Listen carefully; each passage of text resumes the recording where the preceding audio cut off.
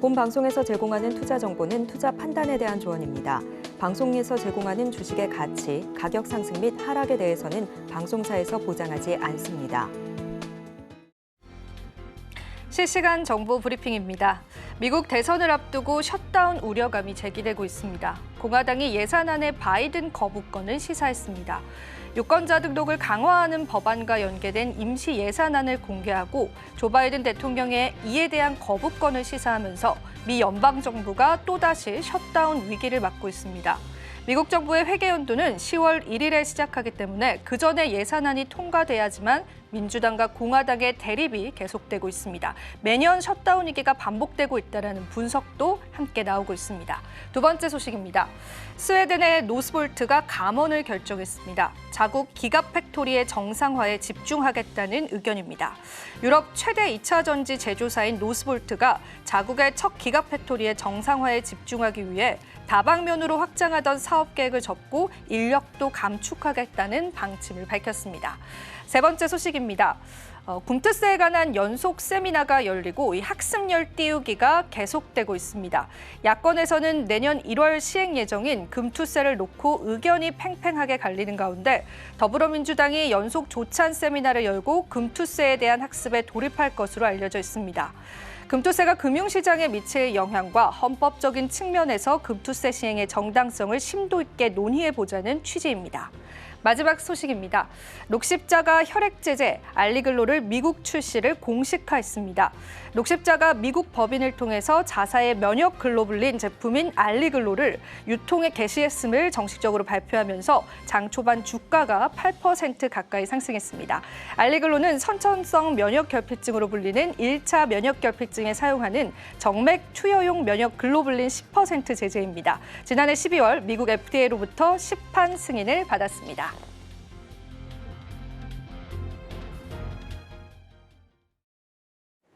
오늘장 내일장 2부에서 인사드립니다. 자, 오늘 시장에 관한 장확한 전략들을 함께 해드릴 텐데요.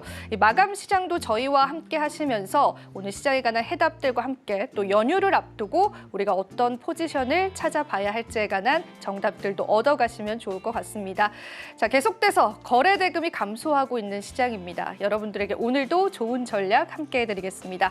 자, 그렇다면 지금 이 시점에서 저희가 실시간 조회 종목군들 바로 한번 살펴보겠습니다. 자, 지금 현재 실시간 조회 종목군들 같은 경우에는 다양한 섹터군들이 포진이 되어 있는 시점인데요. 현재 구간에서 루닛 같은 경우에도 17%의 급등세를 나타내고 있습니다. 의료 AI 관련주로 부각을 받으면서 루닛은 글로벌 빅파마에 루닛 소프트를 공급하겠다라는 이슈들이 부각을 받았습니다. 이어지는 대봉 LS는 어제에 이어서 또 한 번 상승세를 나타내고 있는데요. 장중 52주 신고가를 달성하기도 했습니다. 현재 1.79% 상승하면서 22,750원에 거래되는 모습입니다. 인벤티지랩 역시나 비만 치료제 관련주들 시장에 주목을 받고 있죠. 오늘 시장에서도 12% 급등이 나왔습니다. 현재 구간에서는 18,300원에 거래되고 있습니다. 유라클도 오늘 2%의 상승을 보였고요. 유라클 같은 경우에는 STO 관련주로 알려져 있는데요. 최근 변동성이 확대됐다라는 부분들 챙겨보셔야 될 것 같습니다. 마지막으로 PC디렉트입니다. PC디렉트 오늘 드론 관련주 상승하면서 시장에서 24%의 급등세 나타나고 있는데요. 미국이 대중 드론 제재에 반대하면서 반사 이익에 관한 수혜를 받고 있는 것으로 풀이되고 있습니다. 자, 오늘 실시간 조회 상위 종목군들 함께 살펴보셨습니다. 자, 오늘 그렇다면 이 마감 시장을 저희와 함께 정리해 보시면서 내일 시장에 관한 전략들 자세히 한번 이야기 나눠보겠습니다. 오늘장 내일장 2부 출발합니다.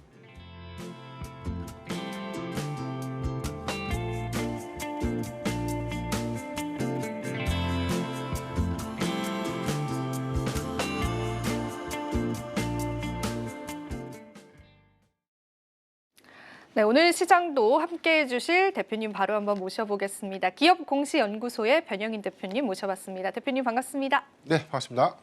네, 저희 시장 지금도 또 하락세를 나타내고 있는 시점인데요. 이 시장에 관해서 그래도 하락폭이 그렇게 커져가지는 않고 있는 시점이긴 한데 아무래도 또 시장에 관한 고민들이 많으실 것 같습니다. 오늘 시장 또 어떻게 보고 계시나요? 네, 전반적으로는 아직 수급의 방향성들이 좀 명확하지 못한 그런 흐름들을 계속해서 좀 이어가고 있고 일단 뭐 고용지표에서 확인했던 경기 침체에 관련된 리스크가 아직은 크게 좀 해소되지 못하는 그런 부분들이 투자 심리의 어떤 억제 요인으로 좀 작용하지 않나라고 좀 보고 있습니다. 우리 증시의 경우에는 9월 뭐 추석 명절을 앞두면서 내일까지는 사실 이 유동성에 대한 단기 유동성의 이탈 가능성들이 좀 크기 때문에 사실 뭐 대형주를 중심으로 한 자금 이탈들은 어느 정도 좀 예견됐던 그런 부분들이었고 아마 내일 정도의 시장의 어떤 낙폭들이 조금 더 확대되는 요인들이 내일로서는 저는 끝날 것이다라고 좀 예측을 해보고요. 다만 이제 우리가 확인해 볼 수 있는 인플레이션에 대해 관련된 어떤 지표 이 부분은 크게 좀 우려스러운 상황들은 아니다. 이제 다만 이제 방향성들이라는 게 일단 경기 침체 국면으로 진입을 한 것인가 또는 여기에 더해서 경기 침체라는 국면을 인정하고 금리 인하의 폭을 얼마만큼 더 확대시킬 것인가 이런 부분들에 대한 기대치가 남아 있는데 근데 전반적인 어떤 시그널들을 보면 지금 뭐 경기 침체를 아직 논하기에는 실업률도 컨센무합을 했고 그러니까 종합적인 사항들이 사실 아직 시장에 정확한 명확한 경기 침체를 좀 의미하는 그런 시그널 좀 아니다라는 관점에서 최근에 우리 증시의 어떤 낙폭은 다소 좀 과대한 측면들이 있지 않나 좀 보고 있습니다. 코스피 지수 잠깐 보면 지금 오늘도 0.23포인트, 2,530포인트를 좀 하회하는 흐름들을 보여주고 있는데 단기적 관점에서는 지금 뭐 RSI 지표라고 하죠. 이게 과매도권 진입 초기에 좀 앞두고 있기 때문에 사실 지난 8월 페닉셀 장세에서 과매도권 진입 이후에 추세적인 어떤 반등을 좀 이뤄냈던 그 국면이 지금 RSI 진입 국면 초입을 좀 앞두면서 오히려 단기적인 관점에서 저가 매수세의 어떤 유입 기대 효과들을 좀 우리가 예상을 해볼 수 있다라 좀 보고 있고 코스닥의 경우에도 어제 이 과매도권 진입 이후에 반등이 좀 일어났지만 오늘도 역시 다시금 과매도권 부근에서 거래를 좀 형성하고 있다는 부분들은 단기 유동성이 그러니까 거래가 크게 좀 수반되는 것보다는 거래가 실리지 않은 오히려 이 투심 저해 현상에 따른 어떤 낙폭 흐름으로 좀 우리가 좀 해석해 볼 수 있는 요인이기 때문에 저는 사실 뭐 내일 정도에 대한 가격 조정 내지는 내일 정도 기술적인 어떤 반등이 좀 일어난다면 저는 바닥 확인하고 난 이후에 추세 전환은 단기적으로 좀 가능하지 않을까 좀 보겠습니다. 다만 좀 답답한 부분들은 최근에 미결제 약정 건수가 19만 1,000건, 25만 건 중반에 형성됐던 이 건수가 굉장히 좀 단기간에 좀 크게 빠졌다는 부분들은 상방에 관련된 기대감보다는 하방에 관련된 우려감들이 시장에 아직까지 크게 좀 작용을 하고 있는 부분들 여기에 대해서는 외인의 현선물 동반 매도 이 부분이 그 기조가 계속해서 좀 지속되고 있다는 점 특히나 시가총액 상위 종목들에 대한 외인 이탈이 가속화되고 있는 부분들 이런 부분들은 정확하게 어떤 금리 인하의 어떤 시그널 이후에 외인 수급이 다시금 회귀하는 순간 추세 전환점이 되지 않을까 그렇게 전망해 보겠습니다. 네, 일단 수급적인 부분들이 우리 시장에서 좀 중요해지는 것 같습니다. 여기서 제가 추가적인 질문을 좀 드려보자면 사실 명절 연휴를 앞두고 있는 시점이기도 하잖아요. 이런 부분들이 수급에 큰 영향을 줬다라고 혹시 보시나요, 대표님은?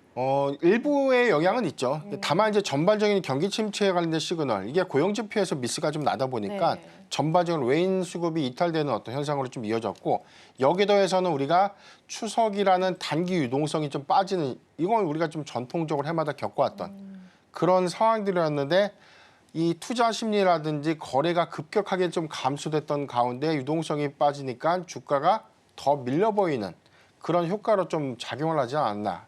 그러니까 전체적인 어떤 상황들 보면 고객 위탁금이 계속해서 감소되고 있고 거래 건수도 감소되고 있는데 시장의 변동성은 좀 더 커지고 있는 그런 흐름들이다라고 좀 이해를 하시면 좋을 것 같고요. 이 부분은 반대로 해석을 하면 다시금 저가 수급이 들어와주면 오히려 반등의 폭도 더 강하게 올라올 수 있는 부분들. 그래서 저는 지금 뭐 우리가 투자 심리에 관련된 경기감 때문에 주식 매수를 좀 자제하는 것보다는 실적에 증명해주고 있는 그런 종목들 그리고 빠르게 추세 전환이 좀 가능할 것으로 좀 예상되고 있는 중소형주보다 대형주 수급에 집중하는 것이 좀 맞지 않을까 그렇게 좀 전망해 보겠습니다. 네, 추가적인 내용도 들어봤고요. 그럼 오늘 시장에서 이슈가 됐었던 그런 이야기들을 좀 토대로 한번 이야기를 풀어가 보도록 할게요.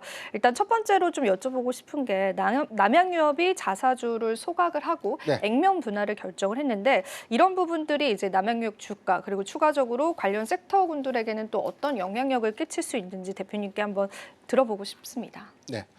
일단 남양유업이 어제죠. 네. 주식 소각을 결정했고 주식의 분할을 결정했는데 네. 사실 남양유업 하면 떠오르는 게 오너 리스크예요. 네. 그 이전에 뭐 갑질 논란이 있었고요. 해당 대해서는 영업의 이익 기준은 굉장히 좋았는데 워낙 기업의 이미지가 오너 리스크가 계속해서 부각되다 보니까 유제품 부분의 시장 점유율 1위도 메일유업에 뺏긴 지가 한참이 됐고 그래서 좀 결국에는 양수도 계약이라는 초강수로 여기서도 뭐 이 원활하게 양수도 계약으로서 또 거래 이전이 된 것이 아니라 분쟁으로 좀 이어지면서 대법 소송까지 최종적으로 좀 확정되면서 물러난 그런 케이스가 좀 됐는데 여기도 해서 오히려 지금 남양유업의 어떤 이 실적 가치, 실적의 어떤 상향 부분들이 주가에 좀 반영됐다기보다는 그동안 오너 리스크로 인해서 계속해서 손상되고 있는 주가 이런 부분들이 오히려 주식 소각이라든가 주식의 분할 결정을 통해서 거래 활성화를 좀 유도한다는 것은 저는 단기적 관점에서 남양유업의 수급 기대치를 좀 더 높게 좀 볼 수 있는 부분들이 아닌가라고 보고 있습니다.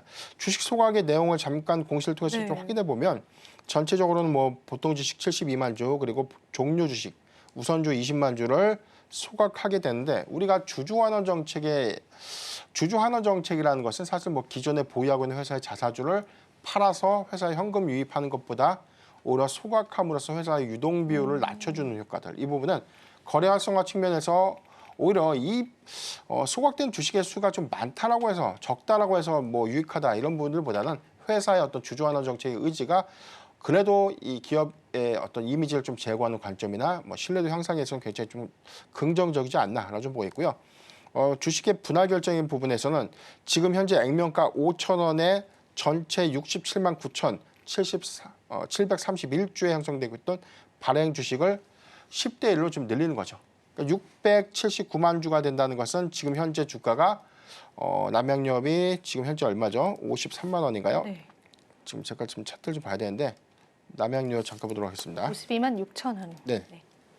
잠깐 보면은 52만 8천 원. 그러니까 지금 뭐 어림잡아도 10대 1이라고 하면 5만 2,800원의 주가가 변경이 되고 오히려 주식수가 좀 늘어나는 효과라면 거래 활성화 측면에서 오히려 주주환원 정책이 거의 펼쳐지게 되고 오히려 실적 관점에서도 오히려 개선점들이 좀 더 부각되면서 과거와는 좀 다른 양상은 좀 이어진다면 저는 주가의 어떤 상승 여력이 좀 더 현재보다 좀 완화되지 않을까 그렇게 좀 판단해 보고 있습니다.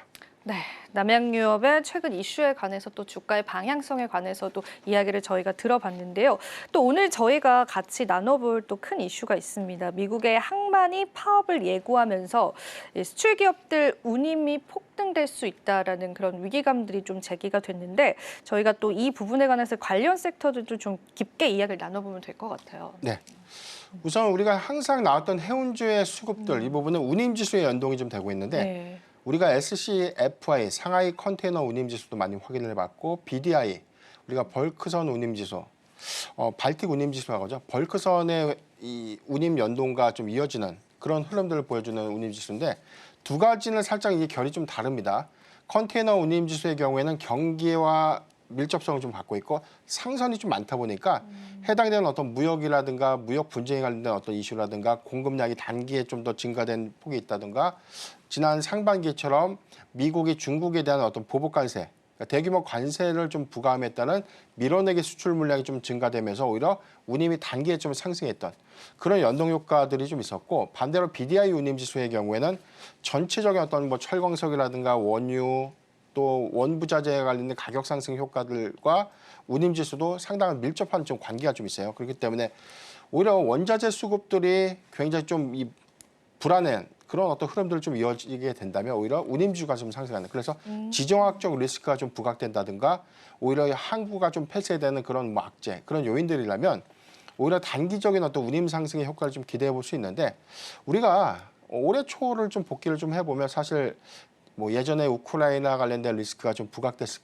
때까지만 하더라도 운임 지수가 좀 급등을 좀 했어요. 단기적으로는 좀 급등했지만 운임 지수가 상승하는 그 연속성은 굉장히 좀 떨어졌던 측면을 기억을 해야 될 것 같고 올해 초까지만 하더라도 뭐 중동발 리스크가 좀 부각이 됐지만 지금 현재도 아직 리스크가 좀 해소가 되지 못한 그런 흐름들을 좀 보여주고 있음에도 불구하고 운임 지수는 오히려 상승이 아니라 추세를 하락 전환했다는 점 그런 차이가 좀 있지 않나 좀 보고 있습니다. 컨테이너 운임 지수를 보면 지난 7월 기점에서 3,733포인트까지 올라갔던 운임 지수가 최근에 9월 기점에서는 뭐 2,726포인트까지 좀 떨어진 그런 부분들은 제가 일전에도 한번 말씀을 좀 드렸던 경험이 있는데 컨테이너 운임 지수가 상반기에 단기 급등했던 원인들은 미국의 관세 부과에 관련된 밀어내기 수출 물량들이 2분기에 집중됐던 그런 효과들이 있었고 이런 운임의 연속성들을 보려면 하반기 지표가 오히려 그 추세를 좀 유지하거나 상향되어야 된다. 그 부분을 좀 기억해야 된다라고 좀 말씀드렸는데 오히려 좀 추세는 좀 꺾였기 때문에 해당되는 리스크는 주시를 하되 그 운임에 대한 어떤 연동 효과가 장기화가 되지 않는다면 저는 그 영향은 좀 제한적이다. 그렇게 좀 말씀드리겠고요. BDI 운임 지수는 반면에 2,000포인트를 좀 하회하고 난 이후에 오히려 추세 반등을 좀 했어요.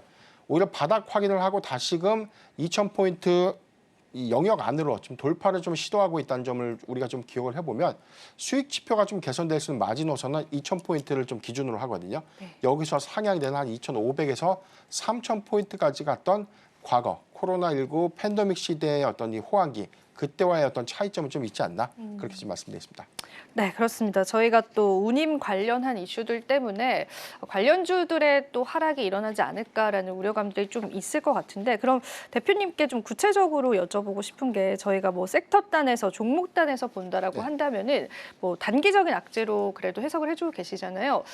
그렇다면 지금의 기회를 또 저가 매수라든지 좀 중장기적인 관점에서 투자 포인트를 잡아볼 수도 있을까요? 저는 사실 해운주의 경우에는 좀 보수적 관점이 맞다고 봐요. 지금 신규적인 접근은 저는 좀 리스크하지 않나라 좀 보고 있는 게 일단 HMM의 경우에는 2분기 후실적 기조 확인을 했고 네. 해당되는 기조는 3분기에도 실적 영향이 있어요. 그러니까 3분기까지 실적이 참 좋을 건데 지금 우리가 운임 지수가 선행을 한다는 것이죠. 네. 그런데 우리가 지금 지표는 7월 대비 9월이 하락을 하고 있다는 점. 그렇다면 4분기와 내년 1분기의 해상 운임의 연동 효과를 고려했을 때 수익 지표는 3분기를 기점으로 다소 피크 실적의 어떤 피크 지점에 좀 접어들 수 있다. 이 부분은 연동량, 물동량이 많다고 해서 감소되는 부분들보다는 운임 지수가 하락함에 따른 어떤 수익 지표가 악화될 수 있는 요인을 확인해야 될 것 같고요. BDI 운임 지수를 좀 연동하는 벌크 선산을 좀 주력을 하고 있는. 그래서 저는 뭐 HMM의 경우에는 네. 상하이 컨테이너 운임 지수의 연동을 봐야 되고 나머지 해운주의 경우에는 BDI 운임 지수의 연동 효과들이 좀 더 큰데 BDI 운임 지수의 연동 효과가 아직은 2,000포인트를 좀 돌파하지 못했다는 것은 하반기까지 실적 확인은 필요하지 않나. 그러니까 수급적인 이슈가 좀 해당된 리스크 이슈가 좀 부각이 되면 단기 수급은 좀 올라가는데 이게 실적이 따라와 주지 못한다는 것이죠. 그렇기 때문에 저는 단기적 접근은 가능하다. 이 점만 참고하면 좋을 것 같습니다. 네, 저희가 해운주에 관해서는 좀 단기적인 관점으로 여러분들 바라보시면 좋을 것 같습니다. 3분기에 실적 악화 가능성이 있다라는 부분도 같이 챙겨보시면 좋을 것 같고요. 아무래도 또 조선, 해운업에 관해서 또 관심이 많은 투자자분들이 있기 때문에 우리가 좀 장단기적인 힌트들을 좀 얻어볼 수 있었던 시간이었던 것 같아요.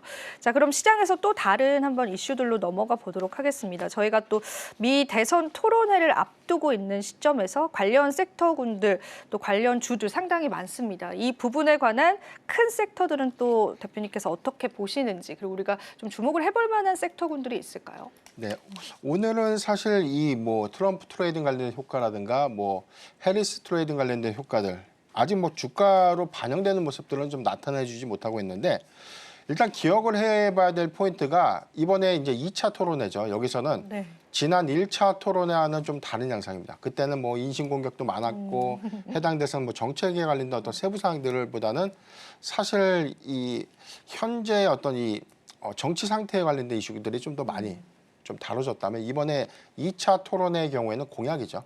맞아요. 그러니까 정책 공약들이 좀 더 본격화된다는 부분들은 시장의 공약에 관련된 정책의 수혜 관점에서 업황들이 어떤 수혜 기대감으로 좀 이어질 수 있을까라는 어떤 체크 포인트가 좀 있기 때문에 지금 뭐 여론조사를 보면 뭐 뉴욕타임즈가 좀 집계했던 여론조사에서는 뭐 트럼프가 근소한 차이로 또 앞섰다 그런 내용들이 있고 오늘 나왔던 평균적인 여론조사의 흐름들은 1% 차이로 해리스 부통령이 좀 앞서 있다라고 좀 밝혀지면서 뭐 박빙 상태다라는 이야기들 계속 좀 나오고 있을 겁니다. 이번 토론회에서 사실 어느 양자의 어떤 이 후보자 중에 누가 이제 승기를 잡느냐 이제 이 부분도 좀 중요한 부분이고요. 여기에서 이제 언급되고 있는 그런 정책들 지금 뭐 트럼프 트레이딩 효과에 관련돼서는 뭐 IRA 관련된 어떤 법안의 축소 내지 폐지 맞아요. 네. 그런 리스크들 좀 있었고 그다음에 여기도 해서 뭐 기후 파리 뭐 기후 협약을 탈퇴하겠다, 뭐 신재생 에너지 관련된 노이즈 맞아요. 네. 그러니까 이런 부분들. 그래서 전통적인 에너지 업종에 관련된 수혜 기대감. 맞아요. 그러니까 여기서 이제 나타날 수 있고 지금 해리스 부통령 지금 뭐 낙태 합법화라든지 뭐 마리아나 합법화, 마리아나 뭐 의료용 대마에 대한 육성 그리고 신재생 에너지에 관련된 정책 승계 이런 것들을 좀 주목해 보면 관련주들의 수급 단순하게 우리가 이제 그 정도만 기억을 하고 있었는데 아마 토론회에서는 조금 더 세분화된 그런 정책들이 좀 나오면 아직 반응하지 않은 기타의 섹터들이 사실은 어떤 수급 기대감 내지는 수혜 기대감으로 좀 반등 나올 수 있는 기대 요인으로 작용할 수 있기 때문에 전 토론회에서도 힌트를 좀 찾아볼 필요는 있다라고 좀 말씀드렸습니다. 네, 저희가 또 대선 토론을 앞두고 관련 섹터군들 충분히 움직일 수 있다는 가능성들까지도 엿볼 수 있었습니다. 자, 그렇다면 저희 지금 현 시장에서 어떤 종목군들이 거래대금 상위로 랭킹되어 있는지 화면으로 바로 한번 만나보겠습니다. 네, 거래대금 상위 종목입니다. 일단 삼성전자 거래대금 상위를 기록하고 있는데요. 9월 들어서 삼성전자 기업 분석 리포트를 발간한 증권사 4곳 중에 무려 3곳이 목표 주가를 하향 조정했습니다. 게다가 현재 수급적인 부분들도 좋지 않은 상황이기 때문에 삼성전자 주가의 방향성들 여러분들 면밀하게 살펴보셔야 될 것 같습니다. 자, 두 번째 종목은 역시나 SK 하이닉스입니다. SK 하이닉스 같은 경우는 최근에 메리츠 증권에서는 실적 기대감이 계속해서 개선될 것이다라고 하면서 바이 의견을 내기도 했었는데요. 목표 주가 23만 원을 내다보기도 했습니다. 하지만 주가는 여전히 탄력을 받고 있지 않은 모습이죠. 현재 구간에서는 또 좋은 흐름 나타내고 있지 않습니다. 자, 그리고 유한양행도 살펴보실 텐데요. 유한양행 같은 경우에는 최근 들어서 주가 흐름 굉장히 좋았는데 오늘은 소폭 반등하긴 했지만은 주춤하는 흐름도 여전히 이어져 오고 있다라는 분석들이 있습니다. 하지만 삼성증권에서는 목표가를 14만 원으로 상향 조정하면서 앞으로의 성장성을 내다보기도 했습니다. 현재 12만 600원에 거래되고 있습니다. 네 번째 기업도 살펴보겠습니다. HD 현대일렉트릭인데요. 현대일렉트릭 같은 경우는 오늘 시장에서 5% 넘는 급등세를 보였는데 현재 구간에서는 소폭 하락하면서 3.87%의 상승률을 나타내고 있습니다. 자, 일단 신한투자증권에서도 매수 의견을 내기도 했었고요. 현대일렉트릭 같은 경우에는 첫 분기 배당을 시행하면서 주주 환원 정책도 펼쳐오고 있습니다.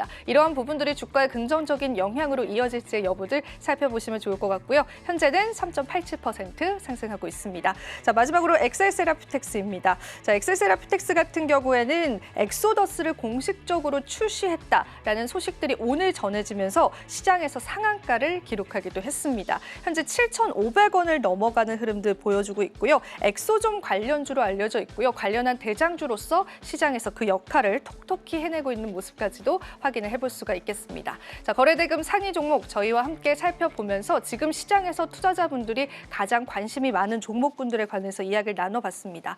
자, 대표님께도 한번 여쭤보고 싶습니다. 네. 지금 거래대금 상위 종목군들 중에서 또 관심이 가는 종목이나 섹터군들은 있으셨을까요? 네, 일단 삼성전자, SK하이닉스를 좀 같이 설명을 좀 드릴 네. 필요가 있을 것 같고요. 오늘 삼성전자가 좀 공교롭게도 일봉 주가에서는 저점을 좀 기록했다라고 좀 보고 있는데 아직 52주 신저가는 아닙니다. 66,100원대가 지난 10월 6일의 저가 부근이었고 다만 좀 바닥권 영향까지 내려왔다. 그러니까 우리가 좀 사이클을 봤을 때 올해 1월 기점에서 사실 주가 좀 반등하고 난 이후에 사실 삼성전자가 주가가 정말 많이 반영된 것인가? 주가의 어떤 이 향후에 대한 어떤 기대치라든가 어떤 외형 성장 요건들을 다 반영한 것인가라는 관점에서는 고점이 88,800원, 9만 전자도 터치를 못했거든요. 이런 부분들 안에서 오히려 최근에 뭐 글로벌 패닉셀 이슈에 한번 밀렸고, 그러면 최근에는 지금 뭐 수거래일 동안 계속 하락하고 있는 흐름들은 외인의 이탈세로 인한 어떤 수급 정책. 오늘 공교롭게도 RSI 지표 과매도권에 좀 진입을 하면서 저가 매수세가 좀 나올 수 있는 어떤 구간이다라고 좀 저는 긍정적으로 좀 보고 있는데, 다만 최근에 리포트에 관련된 어떤 목표 주가 TPI 부분도 사실 뭐 노이즈로 좀 작용됐던 측면들이 있었다라고 좀 보이세요. 불과 뭐 한 달 전까지만 하더라도 뭐 목표 주가를 많게는 뭐 11만 원, 많게 뭐 12만 원, 13만 원까지 얘기를 했었는데 이걸 뭐 1개월 만에 지표를 예측하지 못하고 뭐 오히려 3분기를 기점으로 실적 정책 관련된 얘기를 이야기하면서 뭐 목표 주가를 좀 하향한다. 그러니까 이런 부분에 관련된 이 증권사 리포트에 관련된 신뢰성. 저는 이 부분에 대한 의문이 가장 크다라고 좀 보고 있고요. 뭐 단순하게 우리가 반도체 업황을 6개월에서 앞으로 9개월간의 사이클을 좀 선행해서 주가를 좀 반영한다라고 하더라도 지금의 낙폭은 좀 다소 과하다. 그러니까 우리가 실적의 피크를 논할 수 있는 시점은 연말이 아니라 내년 상반기라고 우리가 추정하더라도 일단 사실 주가의 어떤 반응 효과들은 4분기에 조정 양상으로 좀 이어져야 되는데 최근의 낙폭은 저도 좀 이해가 좀 되지 않는 그런 흐름이다라고 좀 판단해 볼 수 있겠고요. 다만 전체적인 어떤 수급 동향들이 외인의 수급 이탈이 확대되고 있는 부분들은 오히려 경기 침체에 관련된 공포 여기에 대해서 아직 연준 일정을 소화하지 못했지만 연준이 오히려 하반기 어떤 방향성들 경제 정책에 관련된 방향성들 좀 보다 명확하게 표출해 준다면 저는 추세는 좀 전환될 수 있는 시그널이 되지 않을까라고 좀 판단해 봤습니다. SK하이닉스의 주가 동향도 마찬가지로 보면 삼성전자보다 좀 다소 양호한 흐름들을 보여주고 있는데 다만 차이가 있다면 삼성전자는 단기 과매도권에 진입을 했고 SK하이닉스는 과매도권에 아직 진입하지 못한 그런 흐름들이기 때문에 수급의 이점상은 SK하이닉스가 조금 더 양호하다라는 점 참고하면 좋을 것 같습니다. 네, 수급의 이점으로 본다면 SK하이닉스가 조금 더 양호하다라는 평가도 해주셨습니다.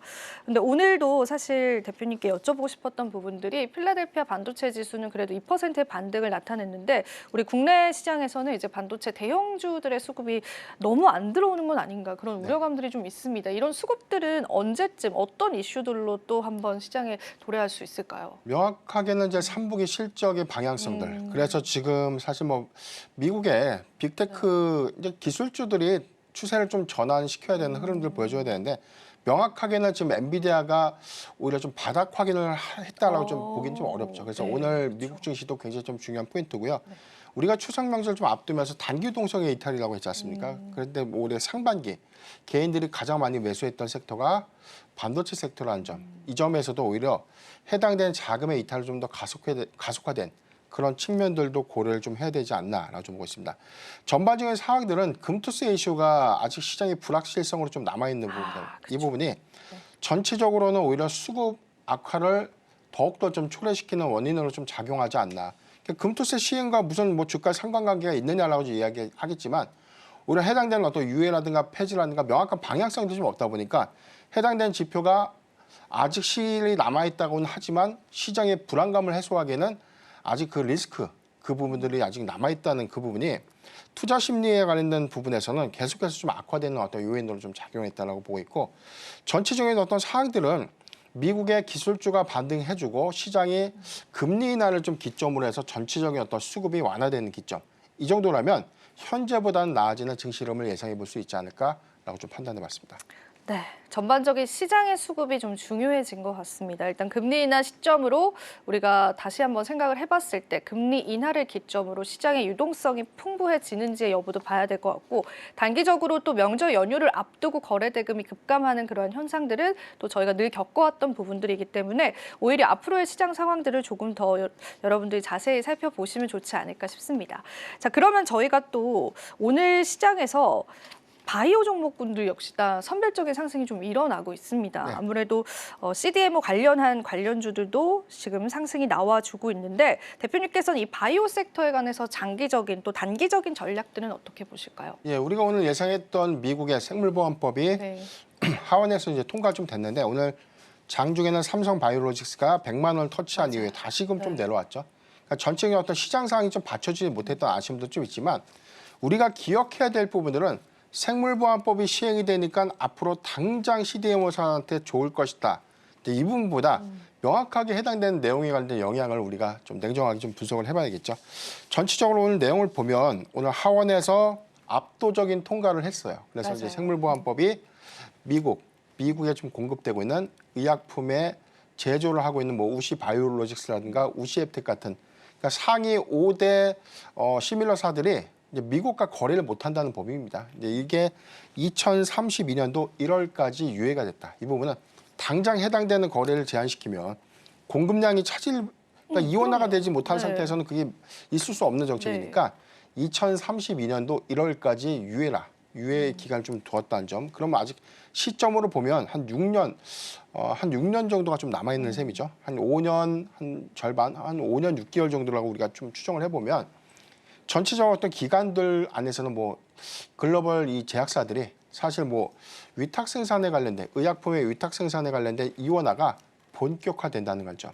그러니까 전체적으로는 뭐 스위스의 론자라는 그룹이 시장 캐파의 1위를 좀 기록을 하고 있는데 공교롭게도 삼성 바이오로직스가 2032년도에는 글로벌 캐펙스가 1위입니다. 그러니까 전체적 어떤 생산량은 1위에 올라서는 어떤 그런 상황들이 2032년 1월과 딱 공교롭게 맞아떨어지죠. 이런 부분을 기억을 해보면 삼성 바이오로직스의 증설 투자 효과가 점진적으로는 글로벌 제약사들의 이 위탁 생산 물량의 수주 연동성으로 이어질 수 있는 흐름들. 이 부분은 당장의 가시성 있는 어떤 실적으로 연동되지는 않겠지만 내년부터 본격적인 어떤 이원화 정책. 그래서 한 2031년도까지 해당되는 영향도는 계속해서 좀 이어지는 흐름들을 주목해 볼 필요가 있지 않나 좀 보이고 점진적으로는 뭐 삼성 바이오로직스라든가 셀트리온 그리고 스위스와 굉장히 파트너십을 좀 강화하고 있는 ST팜이 굉장히 큰 또 반사 수혜로 또 이어질 수 있고 뭐 바이넥스도 마찬가지죠. 미국과 유럽의 GMP 인증을 좀 받게 되면 오히려 위탁 생산 물량들에 관련된 처리 그런 부분에 대한 제약 사항들이 좀 없어지는 그런 점도 고려하면 좋지 않을까 좀 판단해봤습니다. 네, 생물보안법 관련한 이슈들도 저희가 함께 다뤄봤는데 자, 그렇다면 저희가 이 생물보안법 관련한 이슈는 조금 단기 테마다라고 보기보다는 좀 장기적으로 가져가도 괜찮다라고 보시는 거네요. 그렇죠. 일단 뭐 실적에 대한 연동성들 이런 부분들은 뭐 9월에 금리 인하가 가속화가 되면 오히려 제약 바이오 섹터의 어떤 수급이 완화가 될 수 있는 요인들 전체적으로 어떤 산업군들의 어떤 M&A가 활발해지고 여기에 대해서 임상 시험이 본격화될 수 있는 요인들. 이게 금리에 관련된 기조 영향을 좀 많이 받았던 산업이기 때문에 금리가 내려간다는 것은 임상 성과들, 임상 시험이 더 활발해지고 제약사들끼리 관련된 어떤 이 M&A가 좀 더 활성화되는 부분들. 그래서 이제 이런 부분들 고려를 해보면 오히려 생물보안법 시행 이후에 미국 안에서에 대한 이 CDMO사에 대한 인수 합병들이 좀 더 활발하게 좀 이루어질 수 있는 그런 측면들도 좀 고려를 해야 될 것 같고요. 실적의 연동성들이 단기에는 성과로 좀 이어지진 못할 겁니다. 다만 이제 우리가 한 2027년도, 8년도를 좀 기점으로 보면 점진적인 수급의 이원화 정책이 이루어진다는 관점에서 오히려 실적의 기여력이라든가 뭐 주가의 상승 여력들은 좀 더 충분하지 않을까라고 좀 전망해 보겠습니다. 네, 그렇습니다. 저희가 또 장단기적인 전략대까지도 함께 이야기를 들어봤습니다. 그런데 사실 제약바이오주다라고 한다면은 이런 CDMO 관련한 이슈만 있는 건 아닙니다, 대표님. 저희가 또 여러 가지 학회들을 기다리고 있는 시점에서 유럽 당뇨병 학회도 진행이 될 예정이고 세계 폐암 학회 같은 경우에는 또 오늘 마무리가 될 텐데 이런 학회 일정들은 또 CDMO 관련주랑은 또 다른 섹터군들이잖아요. 그렇죠. 그쪽에 관해서는 어떻게 생각을 하시나요? 네, 일단 CDMO의 경우에는 실적이 증명해주는 산업이죠. 그래서 여기서는 이익 추정치를 예상할 수 있고 오히려 수주량이 늘어난다는 것은 회사가 그만큼 많은 돈을 벌매에 따라서 사실 주주환원 정책이 확대될 수 있는 요인들, 뭐 배당도 줄 수 있고 오히려 뭐 자사주의 매입 소각도 활발하게 좀 기대할 수 있는 그런 요인들도 우리가 좀 예상을 해볼 수 있고요. 지금 우리가 흔히 이야기하는 파이프라인을 개발해서 성과를 내야 되는 그런 기업들의 경우에는 아직 구체화된 매출액도 미비하고 많은 임상 비용들과 연구 개발비가 들어가다 보니까 만년 적자입니다. 그런데 성과를 좀 내지 못한다는 부분에서 사실 향후에 시판 허가라는 성과를 좀 입증해내는 최근의 유한양행 같은 그런 성과를 좀 낸다면 작년에 500억 원대 영업이익 냈던 유한양행이 올해 기대할 수 있는 영업이익 총액이 한 1,000억 원대예요. 내년에 1,500억에서 2,000억, 그 다음에가 한 3,000억 플러스 알파 요인으로 좀 작용될 수 있는 부분들. 막대한 이익 기여 효과가 크기 때문에 전체적으로 이 파이프라인에 대한 연구 성과가 있다고 해서 다 좋은 것이 아니라 개발에 관련된 가능성들, 임상 시험에 관련된 성과가 명확하고 다음 단계에 대한 기술 이전에 관련된 마일스톤 유입 기대감들, 여기도 해서 시판 허가라는 승인 기대감까지 얻어갈 수 있는 그런 종목들에 대한 옥석 관리가 좀 필요하다라고 좀 말씀드렸고 지난 세계 폐암학회에서는 언급됐던 종목들 크게 두 가지라고 저는 봅니다. 유한양행과 HLB인데 유한양행 경우에는 이미 이 존슨앤존슨의 이 병용치료제 리브리반트와 랭라자 병용치료제 부분에 대해서는 이미 시판 허가돼서 이제 앞으로 약물을 좀 팔아서 수익을 챙길 일만 남았어요. 그런데 여기서 우리가 주목해 볼 만한 성과는 랭라자 단독요법. 랭라자를 단독으로 했을 때 얼마만큼 임상 성과가 있었는가.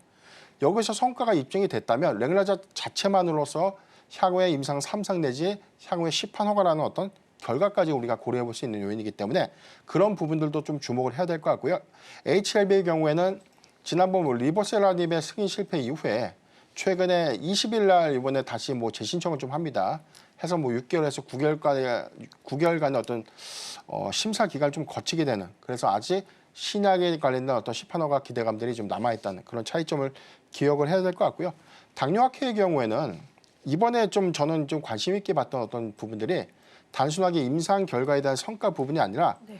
지금 뭐 이번 유럽 당뇨학회에서 뭐 비만 치료제와 관련된 성과도 좀 중요는 하지만 네. 당뇨 치료제에 관련된 성과예요. 이게 기존에 우리가 2세대 비만 치료제의 경우에는 일주일에 한 번 맞는 제형제로 일단 시판이 됐죠. 네, 맞아요. 그런데 당뇨 치료제, 인슐린의 경우에는 일주일에 한 번 맞는 제형제가 없습니다. 아, 없죠. 아직까지 매일 맞는 제형제인데 이 부분을 노보노디스크가 일주일에 한 번 맞는 제형제로 지난 7월에 미국 FDA에 승인 신청을 했는데 실패를 했어요. 맞아요. 그러니까 보안 요구 사항이 나왔고 일라이레리가 최근에 임상 3상에 대한 결과를 이번 학회에서 좀 발표를 한다는 부분들은 아, 당뇨 치료제가 좋은 거네 이런 관점이 아니라 시장의 화두는 장기 지속형 약물 전달 플랫폼. 그러니까 하루짜리 맞던 거 일주일에 한 번 맞거나 한 달에 한 번 맞는 약물을 장기간 지속해 줄 수 있는 어떤 제형 기술이 더욱더 부각될 수 있다. 이 점을 좀 기억하면 좋지 않을까라는 좀 말씀드렸습니다. 아, 네. 제약바이오 업종에 관해서 우리가 또 당뇨 관련 주들에 좀 주목을 해봐야 될 시기인 것 같은데 사실 이제 당뇨 관련한 그런 치료제를 일주일에 한 번 맞을 수 있다라는 게 당뇨를 또 겪고 계신 분들에게는 굉장히 꿈의 어떤 또 치료제가 될 수 있지 않을까 싶어요. 그래서 오늘 그 부분에 관해서 좀 구체적으로 저희가 이야기를 나눠볼 건데 자, 대표님께서 오늘 또 그럼 관련 주들을 종가 베팅의 또 종목으로 선정을 해주실 것 같습니다. 자, 오늘 또 어떤 종목분들 좀 관심 있게 보시나요? 네, 일단 비만 치료제가 아직 뭐 당뇨학회 10일로 좀 예정이 좀 네. 되고 있고 여기 더해서는 뭐 당뇨에 관련된 뭐 장기 지속형 제형제 관련된 기술 이슈가 좀 있지만 네. 또 다른 화두가 시장에서 많은 관심을 갖는 부분들은 비만 치료제에 관련된 기술. 여기선 적응증을 확대한다. 이런 기사를 많이 봤어요. 적응증이 뭐길래 뭘 확대를 하지? 그러니까 이렇게 보시면 돼요. 비만 치료제로 개발된 약물이에요. 그러니까 2세대 약물이 노보노디스크의 위고비가 있고 마운자로가 있죠. 이게 지금 비만 치료제로 개발이 됐는데 적응증을 확대한다는 것은 이 약물이 다른 약물로서 과연 효능이 있을까? 그래서 뭐 대사질환 증후군이라든가 뭐 심혈관 치료제, 뭐 무호흡증 치료제 뭐 등등 다른 어떤 치료제로서에 대한 이 효과를 입증하기 위한 임상 실험들이 활발하게 좀 진행되고 있다는 점 기억하면 좋을 것 같고요. 여기서 비만 치료제로 개발이 됐는데 다른 어떤 대사질환, 다른 치료제로서 어떤 효능이 입증이 돼서 해당되는 부분으로 또 승인이 된다면 네. 특허의 어떤 보호 조치가 연장이 되죠. 그래서 해당되는 특허를 조금 더 장기화될 수 있는. 그래서 이제 오히려 독보적인 기술을 기반으로 한다면 하나의 어떤 주력 파이프라인을 통해서 파생될 수 있는 여러 가지에 대한 어떤 효능을 입증하는 적응증 확대 관련된 임상 성과들이 이번에 좀 많이 발표가 될 것이기 때문에 해당된 내용도 좀 주목을 해볼 필요가 있다라고 좀 말씀드리겠습니다. 저는 인벤티지랩을 좀 보고 있는데 오늘 15.6% 18,880원. 장기 지속형 약물 전달 플랫폼은 우리나라에 이제 두 개 회사가 좀 크죠. 펩트론과 인벤티지랩.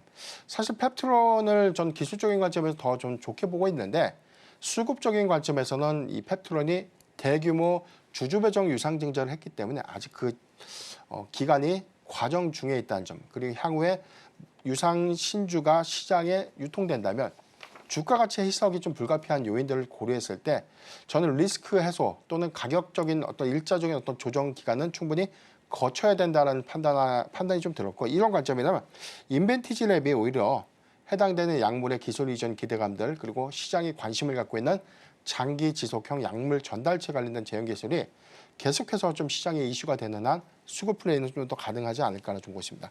오늘 뭐 굉장히 좀 많은 거래를 좀 수반하면서 좀 반등을 네, 하고 있는 흐름들 맞아요. 보여주고 있는데 단순하게 인벤티지랩이 뭐 독일의 모 회사와 이 제형제에 관련된 어떤 기술 수출, 즉 기술 이전에 관련된 이슈가 좀 부각이 됐고 아직은 비밀 유지 계약으로 인해서 해당되는 구체적인 정보를 공개할 수 없다라고 좀 밝혔지만 해당되는 어떤 이슈가 다시금 좀 공시화될 수 있는 부분들, 이 부분도 한번 주목을 해봐야 될 것 같고요. 수급적인 어떤 지표상에서는 유럽 당뇨병 학회에서 관련된 임상 성과들이 좀 더 본격화된다면 저는 추가적인 어떤 상승은 아직은 좀 남아있다는 점 참고하면 좋을 것 같습니다. 네, 오늘 저희가 또 종가 베팅 관심 종목까지도 살펴봤습니다. 자, 오늘도 도움 말씀 주신 변영인 대표님 감사 인사드리겠습니다. 고맙습니다.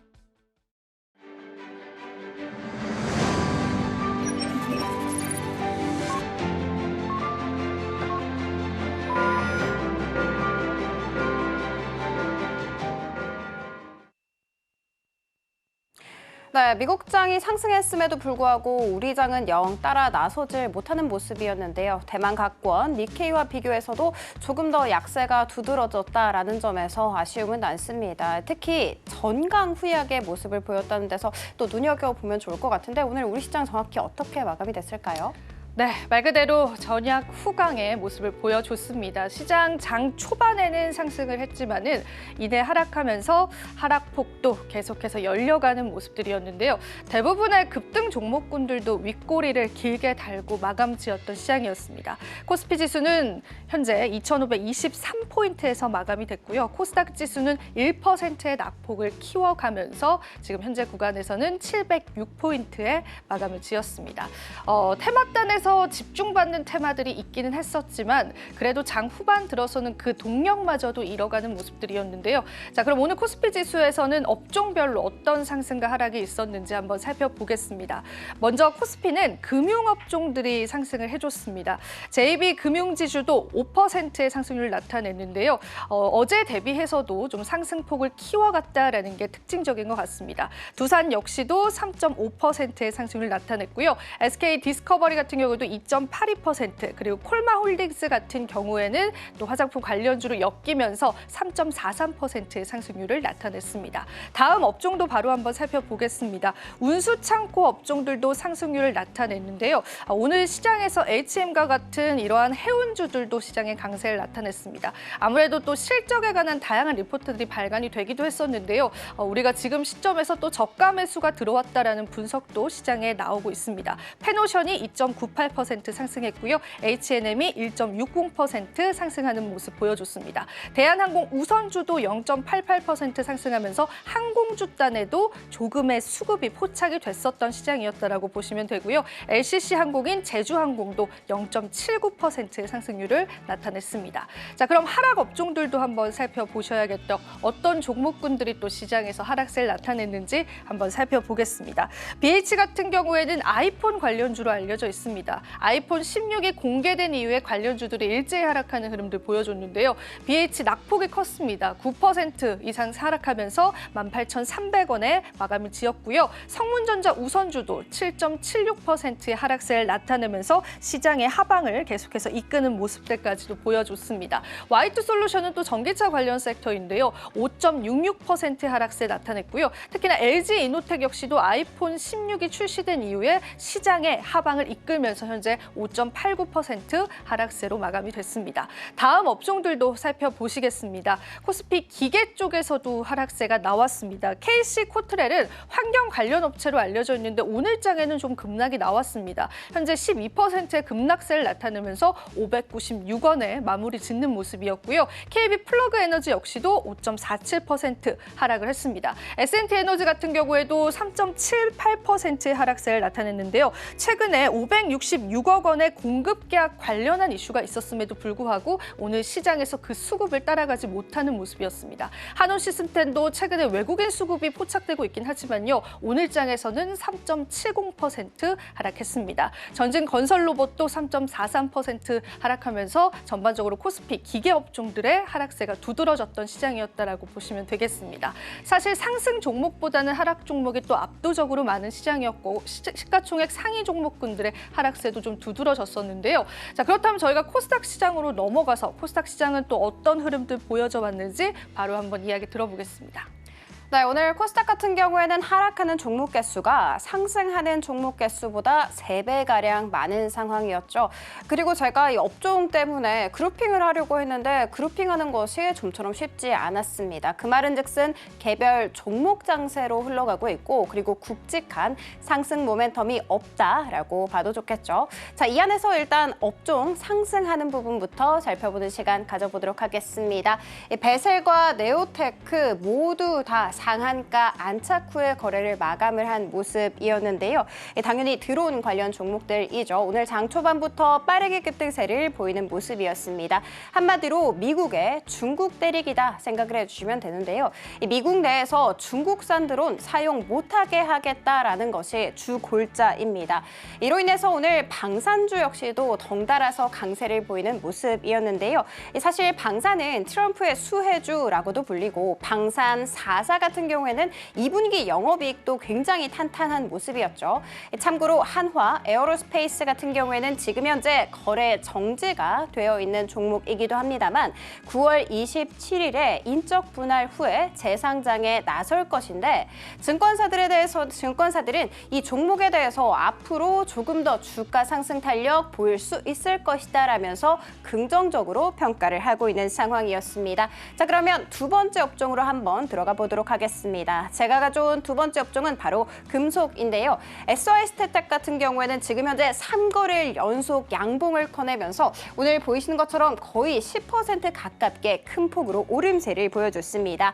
해리스 트럼프 TV 대선 토론이 있을 예정인데요. 지금 현재 굉장히 치열하게 접전 중에 있죠. 그리고 그 접전 중에 있는 지역 중에 펜실베니아라는 지역이 있는데 여기에서 경쟁이 또 치열하다고 합니다. 자, 그러면 해리스, 트럼프 모두 다 이 펜실베니아의 표심을 잡기 위해서 굉장히 노력을 하겠죠. 참고로 펜실베니아 같은 경우에는 철강, 금속에 굉장히 특화되어 있는 지역이기 때문에 이 두 후보가 모두 다 이 산업에 대해서 우호적으로 발언을 할 수 있을 것이다라는 기대감 모아지고 있습니다. 이와 같은 소식 속에 요즘 금속주 꽤나 괜찮은 흐름 보여주고 있다는 거 알려드리도록 하겠습니다. 자, 그러면 다음에는 하락하고 있는 업종 한번 살펴보도록 하겠습니다. 바로 제약인데요. 특히 올리패스 같은 경우에는 장중한 때 거의 하한가 가는 거 아니야 할 정도로 급락세를 면치 못했습니다. 투자주의 종목으로 지정이 됐기 때문인데 결국에는 이렇게 20% 가까운 낙폭을 그리면서 마감이 된 모습입니다. 이뿐만이 아니라 어제는 HLB 그룹주 일제히 큰 폭으로 오름세를 보여주면서 코스닥 지수 상승을 잘 견인을 해줬거든요. 그런데 오늘은 일제히 내림세를 보여주면서 코스닥 지수를 강하게 끌어내리는 모습이었고요. 알테오젠 같은 경우에도 시가가 고가였던 조금 안타까운 흐름으로 흘러갔습니다. 그렇지만 삼성바이오로직스는 사실 미국의 생물보안법 통과가 세론으로 작용되지 않을까라는 우려감이 굉장히 컸거든요. 그럼에도 불구하고 장중한 때 큰 폭으로 오름세를 보여주면서 황제주 다시 한번 탈환하는 데 성공을 했다라는 점 알려드리도록 하겠습니다. 일단 에스모가 이번 주에 있을 예정이죠. 여기에서 타그리소의 데이터가 공개가 될 예정인데요. 유한양행이 그 반사수혜를 받아갈 수 있지 않을까 많은 기대해 주시면 좋을 것 같습니다. 자, 그리고 마지막 하락 업종 살펴보는 시간 가져보도록 하겠습니다. 일반 전기 전자 쪽인데요. 눈에 띄는 쪽은 바로 캐리입니다. 거의 20% 가깝게 내림세를 보여줬는데 전기차뿐만이 아니라 오늘 2차 전지 전반적으로 약세를 보여줬죠. 일단 나온 이슈가 있었습니다. 국내 배터리 3사의 시장 점유율을 살펴봤더니 19.9%밖에 되지 않았다라는 것입니다. 당연히 중국 기업이 1위 그리고 2위를 차지한 모습이었는데요. 증권가에서는 LFP 시장에 굉장히 중국 기업들이 잘 시장 대비 선방을 하고 있기 때문에 앞으로 중국 기업들이 시장 점유율을 더 넓혀갈 수 있을 것이다라는 우려감이 지속적으로 제기된 상황이었습니다. 그리고 덕산 네오룩스 같은 경우에도 두 자릿수 약세 보였다는 거 알려드리도록 하겠습니다. 당연히 아이폰 16 실망 매물에 대한 매물 출회였다는 거 알려드리면서 마무리해보도록 하겠습니다. 네, 오늘 우리 시장은 거래 대금이 급감하는 시장이었습니다. 이번 주에 CPI 지표도 발표되고 있습니다. 그 상황 속에서 시장의 반전은 언제나 있을 수 있다는 부분도 염두에 두시고요. 그 반전 오늘장 내일장과 함께 하시면 좋을 것 같습니다. 본 방송에서 제공하는 정보는 투자 판단에 대한 조언일 뿐입니다. 가치 판단과 상승 하락 보장하고 있진 않다는 점 유의 부탁드리고요. 저희는 내일 시장에 또 여러분들과 함께 하겠습니다. 오늘도 시청해주신 여러분 고맙습니다.